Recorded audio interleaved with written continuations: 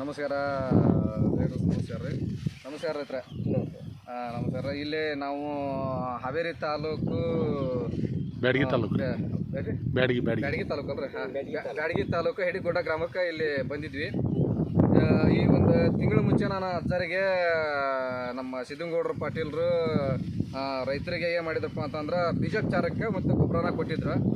ಅದಕ್ಕೆ ಅವ್ರು ರೈತರ ಬಾಯಾಗ ಯಾವ ಥರ ಐತಿ ಏನಂತ ಕೇಳಣ್ರಿ. ನಮಸ್ಕಾರ ರೀ ಸರ. ನಿಮ್ಮ ಹೆಸರು ರೀ?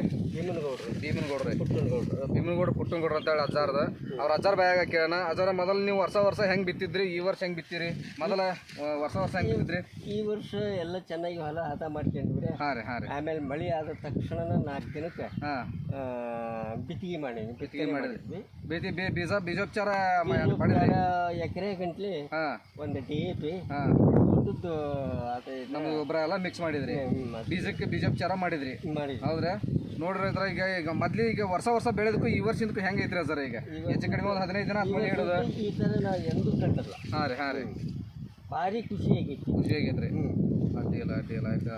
ಚಾಲೆಂಜ್ ಮಾಡಿ ವರ್ಷ ಎಂತ ಇದಕ್ಕೂ ಚಂದ ಐತಿ ಅಂದ್ರೂ 10 ಮೇಲೆ 15 ಮೇಲೆ ಇಲ್ಲ.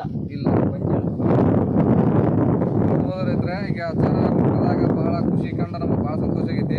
ಈಗ ರೈತರು ಹೇಳಿದ್ರು ವರ್ಷ ಬೆಳೆದಕ್ಕೂ ಈಗಿನ ಬೆಳೆದಕ್ಕಂತಂದ್ರೆ ಈಗ ಒಂದು ತಿಂಗಳದ್ದು ಗೊಂಜಾಳ ಇನ್ನೂ ನೆಲ ಬಿಟ್ಟು ಹೇಳ್ತಿದ್ದಿಲ್ಲ ಅಂತಂದ್ರೆ ಇವಾಗ ನೋಡ್ಬೋದು ಸಾಲು ಹಿಡಿದಾಗ ಇಂಚ್ ಗಂಟ್ಲಿನೇ ಬಿದ್ದೈತಿ. ದಪ್ಪ ನೋಡ್ರಿ ಯಾವ ಸೈಜ್ ಐತಿ. ಈಗ ಒಳ್ಳೆ ಒಂದು ಮನೆ ಕುಳಿ ಕಬ್ಬು ನೋಡ್ದಂಗೆ ಆಗುತ್ತೆ.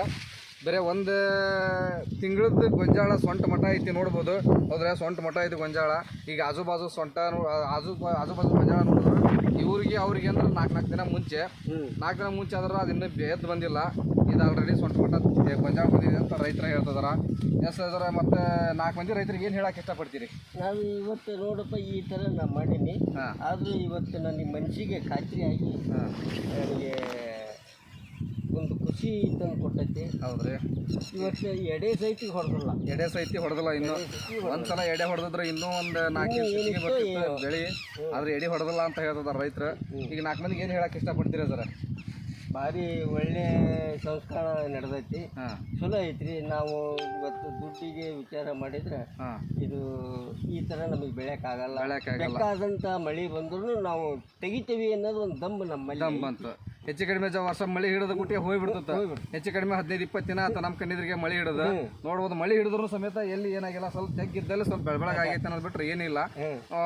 ಒಳ್ಳೆ ಒಂದು ಗ್ರೌತಿಂಗ್ ಬಂದೈತೆ ಅಂತ ಹೇಳ್ತಾ ನಾನು ನಮ್ಮ 2 ಮಾತು ಮುಗಿಸ್ತೀನಿ. ಜೈ ಸರ್ವಶ್ರೀ. ಜೈ SHPL. ಎಲ್ಲರಿಗೂ ನಮಸ್ಕಾರ.